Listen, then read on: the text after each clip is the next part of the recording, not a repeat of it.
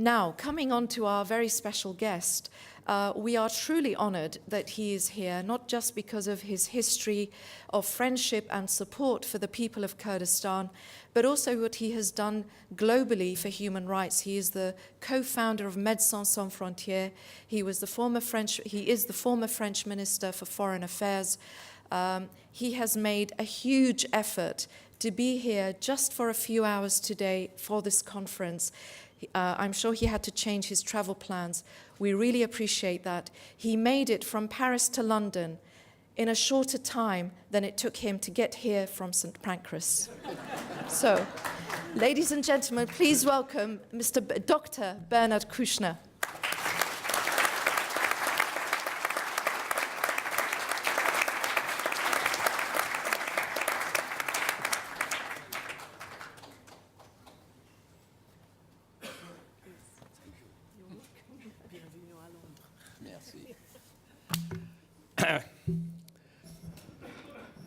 Ladies and gentlemen, of course, honorable chair people, I'm not a special guest.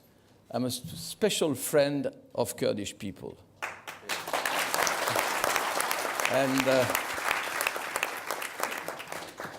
And I see a lot of them here. Some of them I know since we were all young. But we are still not maintaining something, an energy. Okay, so yes, day before yesterday, I didn't know that I would have the privilege of address some words to you, and compared to the magnitude and the importance of the item, the subject, next time I will prepare a real written text. Yes, we were called in that time the French doctors. Step by step, we were not only French doctors, but we became international doctors. But apart from, well, I can't tell you all the story of my life, but I remember very well the 2 nights I spent with Mustafa Bardani. And what I learned from him, it was the first mission of the French doctors in Kurdistan. Then after step by step, we tried to enlarge the number of doctors, and we sent some groups and several missions. Remember, it was very difficult to consider or to let the people understand that the Kurdish people was living and suffering. We were facing very great obstacles, like diplomats, like politicians, like people, like interest, like a lot of things. So we tried to visit at least and to work, because we were doctors, all of us, or nurses or medical staff. And we tried to meet with the Iranian Kurds, the Iraqi Kurds, the Syrian Kurds, the Turkish. And we discovered the reality of the Kurdish people. We discovered the reality of their culture, of their opening to the world. Moderate people they were, as the other Muslim peoples, if I may say so roughly, were a bit less moderate. So I'm going to talk about a very important subject, to say a few words of genocide. Genocide, always after to recognize, to realize the magnitude of the murders. It's a very big fight, always. It has been the case in my own life. Not only, of course, for the Holocaust, for the Jewish genocide, but in Cambodia. Impossible to let them understand that it was a genocide. To focus specifically scientifically, the people so-called educated, that is to say the rest of the population, but the peasant, but the countryman, was a genocide. And it was impossible. Even now, some specialists, so-called specialists, be careful with the specialists. Mind the specialists. Beware of the specialists. Part of them are always negationists. They don't want you to know something on the spot. They don't want to recognize your experience. They know by advance and from far. So, Cambodia. And of course, Rwanda, I was there. I'm a specialist of being, let's say, suffering for the other, or trying to heal some little wound, as if it was possible to heal a genocide. So, Rwanda, Srebrenica. And now we are considering Untold and the Kurdish genocide. A lot of people will discuss of the exactitude, how many people in the mass graves, and etc., etc. I know that by heart. What was important, according to my humble experience, was to realize physically, to feel really also physically, that the target from Baghdad, the target from Saddam Hussein and his government was to kill, to massacre the Kurdish people. All the Kurdish people. Not specifically one category or one profession or one age, not all of them, all of them. So as we were there, I will talk about Halabja after, but as we were there, several groups of, I told you, French doctors, but also other nationalities were working with us, or we were working with them. We used to receive in our hands, when they were lucky enough to have been transported, lucky to receive the little children, and the elderlies, elder, middle-aged, everybody, when they were lucky enough to escape from the massacre, the bombing, from all the region. And we tried to talk to the people that Untold was a tentative of genocide, to exterminate one category of citizens in that time of Iraq. And it was very difficult to convince the people, and this is still very difficult. So for us, no doubt, we were the witness of a huge, immense massacre, mass murders. So legally, I don't want to talk specifically about legality. The legal people are sometimes allied with human rights people, but sometimes not. And if I may say so without having any hostility against them, they are a bit difficult. They resist particularly to accept the experience of the other. And I remember a lot of examples.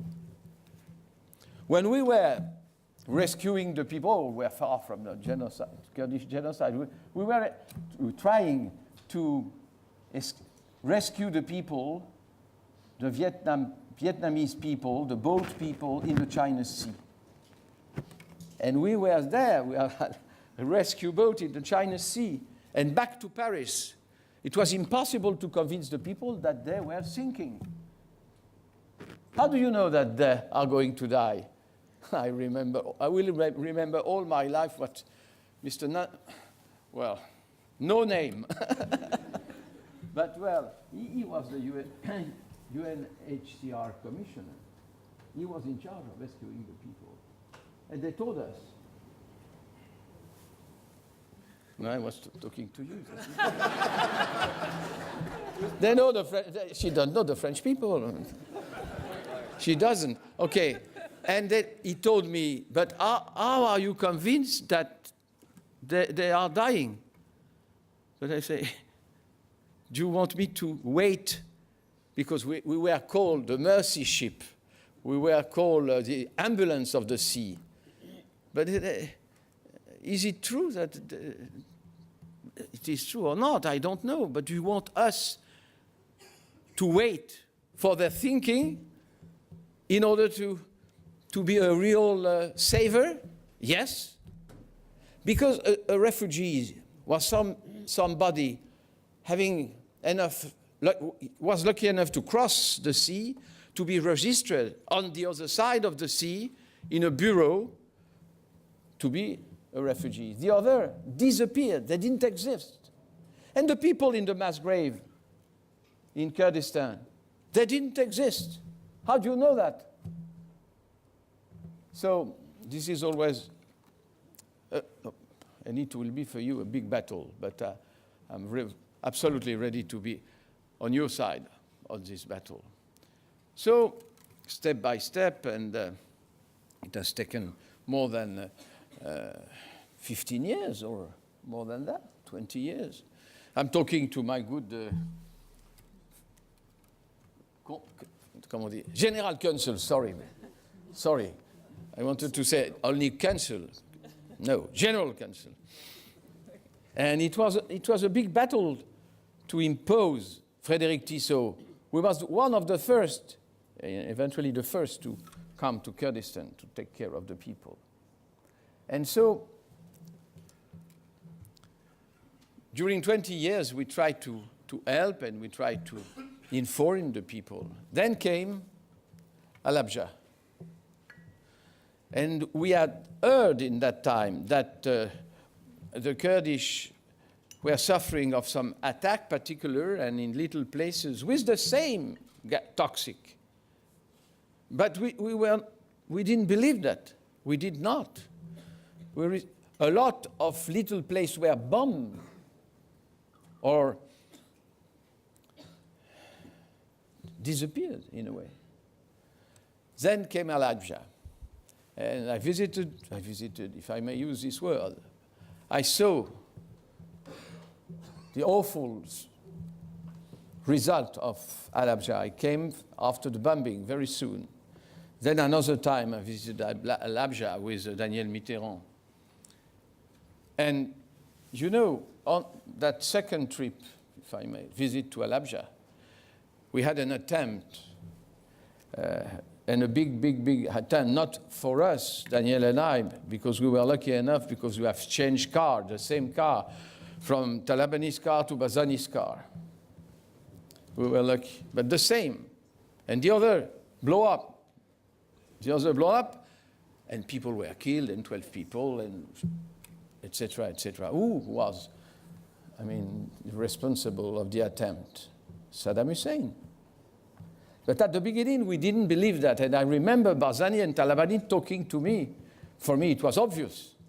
I was a French minister. She was the wife of the president of the French Republic, who was able to do so.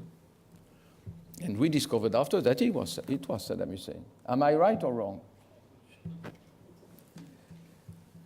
So Halabja was one of the things, the most awful and the most sad, and more than sad, depressive and politically inexplicable spectacle.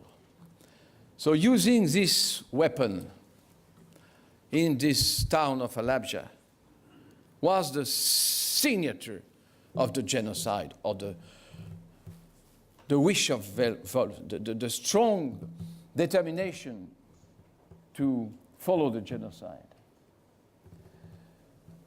And now things are getting better, if I may say so. After the war, Iraqi war, the only stable I don't want to say, stable portion of the country is Kurdistan.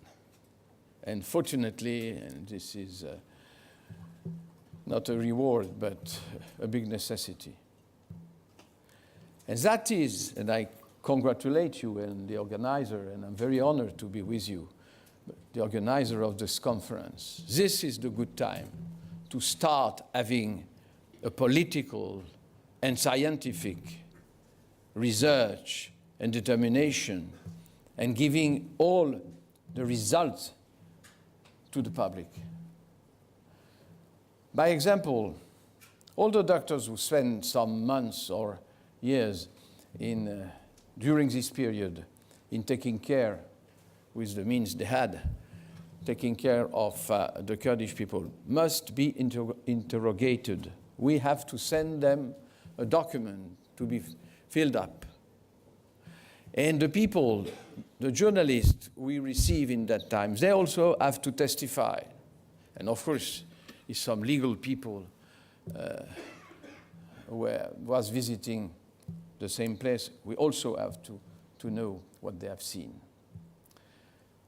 I don't want to take all your time, but I'm very ready, as I was not prepared to see all my documents and the tons of documents we have, including Médecins Sans Frontières et Médecins du Monde. And also the document certainly in the foreign minister, in the Quai d'Orsay, but this is difficult to access to. I want to tell you something about the situation, two things. First, in Paris last week, 3 women were assassinated. A bullet in the head. 2 young women and 1 responsible, and certainly one of the founder of PKK. I'm not in favor of this organization, and I'm strongly against this organization. And I remember that one time my minister has been invaded, not only a siege, but invaded. By who? PKK. I thought I was a friend of Kurdish people, no. So we had the police and etc. And they took hostages. Bon, this is just a story.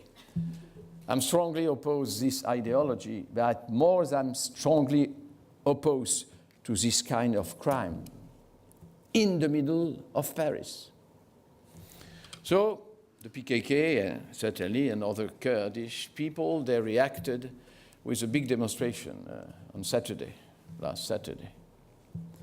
And I want to pay respect to these 3 women another time without sharing their views on politics. But look, probably the more extremist Turkish people, or some extremists in the PKK, I don't know, they do not want peace. And the peace process was going on in between Öcalan and the Prime Minister of Turkey. And that was why they assassinate the 3 poor ladies. I wanted to mention that to pay respect to their, let's say, memories. And second and last, we are now talking after the genocide. It's always after the genocide. Who was supposed to protect the Kurds? The international community. And they didn't do anything. They didn't do anything. And it was not possible in that time. In 1980, it was very far from an international justice, from an international law, penal court, etc. And the French doctors and the Médecins Sans Frontières, Médecins du Monde, all the other doctors, they were outlaws. They were outlaws. We crossed the border without any clearance. And in doing that, we showed the way to a new wave of international legality. And now there is the penal court. And certainly, the UN Security Council is not looking at the massacres the same way. Then we organized the right to interfere. And it was because of our experience in Kurdistan. And the right to interfere or to intervene has been transformed in the responsibility to protect. And this is the law. But of course, the specialists are always bargaining in between a UN resolution accepted by the majority in all the countries and the legal book of international law. Despite of that, which is a stupidity, things are getting better. But what happened in Syria? What happened in Syria today? The only reaction after Libya, after a lot, the Arab Spring, etc., the only reaction of the international community was, if Bashar al-Assad will use chemical weapons, we'll intervene. I don't know if he's going to use that, but I know that we'll not intervene. And look now, in my country, last word, we were alone to start a sort of war against the extremists in Mali, in the desert. After a UN resolution, after an international decision to stop these people, to take over the whole Mali, who is supporting the French people for the time being? Nobody.